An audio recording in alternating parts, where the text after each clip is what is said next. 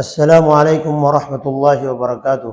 محترم سامعین اور ناظرین، آج کل دعوت کے اندر بن بلائے مہمان بننے کا بہت عام رواج ہو چکا ہے۔ اس سے متعلق چند ضروری باتیں اور مسئلہ بتانا مقصود ہے۔ بہت ساری جگہوں پر ایسا ہوتا ہے کہ اگر گھر کے کسی ایک فرد کو دعوت دی جاتی ہے تو گھر کے دوسرے افراد بھی اس کے ساتھ کھانے کے اندر شریک ہو جاتے ہیں۔ اسی طرح اگر کسی ایک دوست کو کوئی دعوت دے رہا ہے اور اس دعوت دینے کے ساتھ ساتھ اس کے کسی دوست کو، یعنی مثال کے طور پر اگر کسی نے کسی ایک آدمی کو دعوت دی اور وہ آدمی جب کھانے کے لیے جا رہا ہے تو راستے میں اس کا کوئی دوست ملا، اس کو کہا کہ بھائی چل کھانا کھا کر آتے ہیں، فلاں جگہ پر دعوت ہے، اور اس نے اصرار کیا اور اس اصرار کی وجہ سے جس کو دعوت نہیں دی وہ دوست اپنے اس دوست کے ساتھ چلا گیا جس کی دعوت تھی۔ تو اس طرح بن بلائے اور بغیر دعوت کے کسی کھانے کے اندر شریک ہونا کیسا ہے؟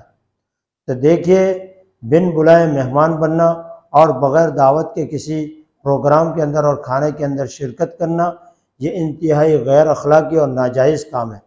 حدیث پاک کے اندر اس کی وعید بیان کی۔ اللہ کے رسول صلی اللہ علیہ وسلم کا فرمان ہے کہ جو آدمی بغیر بلائے کسی دعوت کے اندر شریک ہوتا ہے تو وہ چور بن کر داخل ہوا اور لٹیرا بن کر باہر نکلا۔ یہ حدیث پاک کے الفاظ ہے۔ اس لیے آدمی کو چاہیے کہ بغیر کسی دعوت کے کسی کھانے کے اندر شریک نہ ہو۔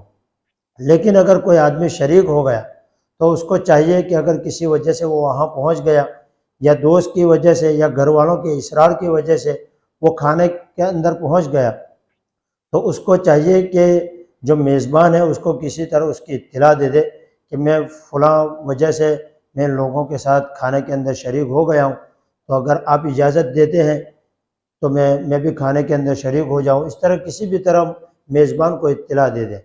لیکن اگر کسی نے اطلاع دینے کے بعد اگر کھانا کھا لیا، پہلے تو مناسب یہی تھا کہ کھانا نہ کھاتے، اور اگر کھانے تک پہنچ گئے تو مالک اور میزبان کو اطلاع دے دیتے اور اس کی اجازت لے لیتے۔ لیکن اگر کسی نے اجازت کے بغیر کھانا بھی کھا لیا تو اب اس کا کفارہ کیا ہے؟ اب اس کا کیا کریں؟